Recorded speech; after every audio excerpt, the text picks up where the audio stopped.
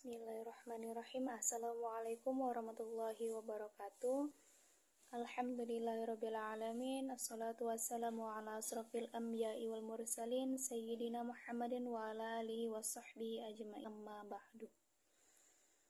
Pertama-tama yang paling utama, marilah kita panjatkan puja dan puji syukur kehadirat Allah Subhanahu wa taala, karena berkat rahmat dan karunia-Nya lah kita dapat diberikan kesehatan, nikmat iman dan nikmat Islam.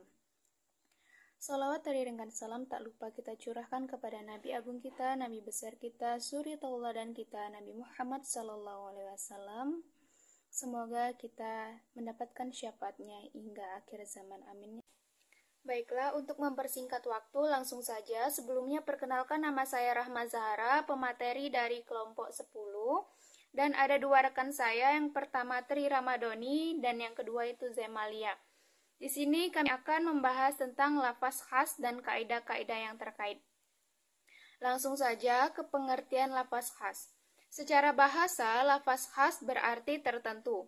Adapun khas menurut istilah usul fikih yaitu lafaz yang menunjukkan arti satu yang telah tertentu.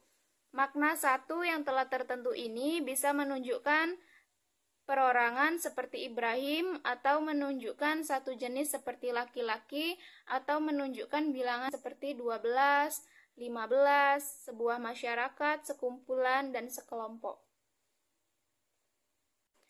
Lafaz khas yaitu lafaz yang menunjukkan kepada sesuatu yang satuan tertentu. Nah, artinya lafaz itu hanya diperuntukkan bagi yang tertentu. Apakah seseorang itu tertentu seperti Ali, Muhammad, atau satu jenis seperti rojulun atau seorang laki-laki, dan imrotun seorang wanita. Nah, dari penjelasan saya tadi, lafaz khas itu berarti lafaz yang menunjukkan kepada sesuatu yang satuannya itu jelas dan terang.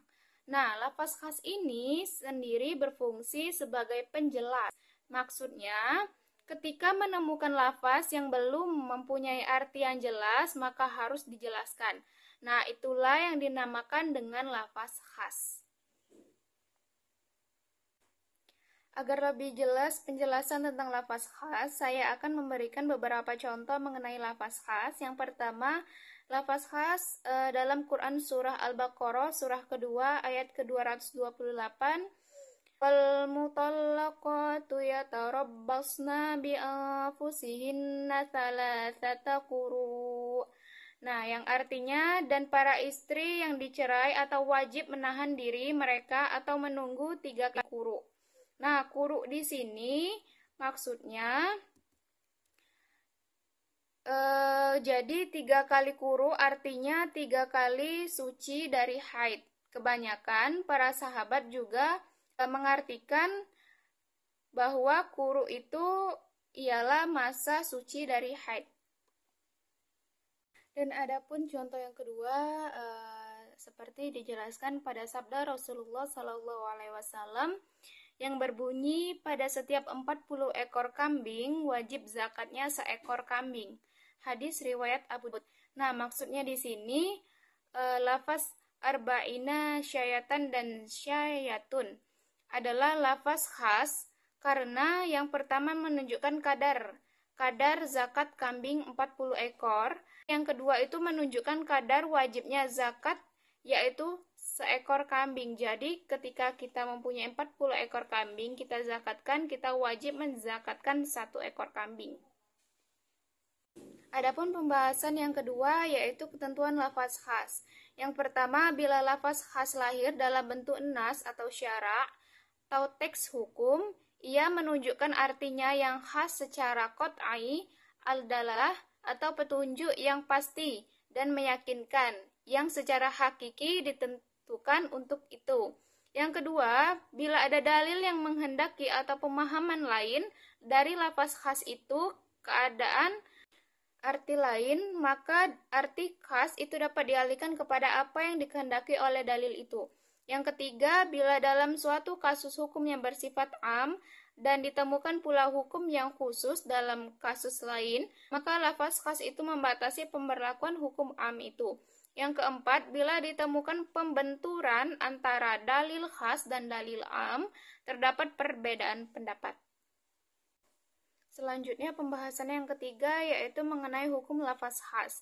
Hukum lafaz khas secara garis besar adalah apabila ada nas syar'i menunjukkan dalalah yang qat'i terhadap maknanya yang khusus, mana lafaz khas itu ditetapkan untuknya secara hakikat, sedangkan hukum bagi madlulnya yang ditunjukinya tetapi secara pasti, bukan dengan jalan zan atau dengan dugaan kuat.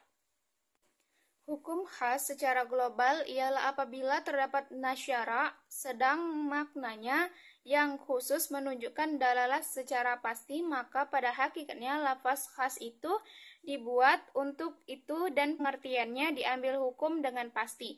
Tidak ada dugaan, tidak ada pertentangan antara ulama usul mengenai ketetapan hukum qat'i dari lafaz khas. Selanjutnya, materi selanjutnya akan dijelaskan oleh rekan saya, Tri Ramadhani. Kepadanya dipersilakan. D. Macam-macam lafaz khas. Macam-macam lafaz khas mencakup mutlak, muqayyad, am, dan nahi. Mutlak menurut istilah lafaz yang menunjukkan pada hakikat lafaz itu apa adanya tanpa mengandung jumlah maupun sifatnya. Muqayyad ialah lafaz yang menunjukkan pada hakikat lafaz tersebut dengan dibatasi oleh sifat, keadaan, dan syarat tertentu, atau dengan kata lain lafaz yang menunjukkan pada hakikat lafaz itu sendiri dengan dibatasi oleh batasan tanpa memandang pada jumlahnya. Sikhat perintah atau am. Apabila lafaz yang khusus dan nas syar'i datang dalam sikhat amar, bentuk atau sikhat khobar yang mengandung arti perintah, maka lafaz itu menunjukkan suatu kewajiban. Artinya menuntut perbuatan yang diperintahkan atau yang dikabarkan itu secara tetap dan pasti. Sikhat larangan atau nahi. Apabila lafaz yang khas dalam nas syar'i menunjukkan bentuk sikhat larangan atau nahi atau sikhat khabar berita yang bermakna larangan, maka lafaz tersebut menunjukkan pengharaman. Artinya menuntut untuk meninggalkan sesuatu yang dilarang secara tetap dan pasti. Karakteristik lafaz khas. Lafaz khas dan macam-macamnya. Suatu lafaz nas dikategorikan kepada khas bila lafaz tersebut diungkapkan dalam bentuk atau karakteristik berikut ini. A. Diungkapkan dengan menyebutkan jumlah atau bilangan dalam suatu kalimat. B.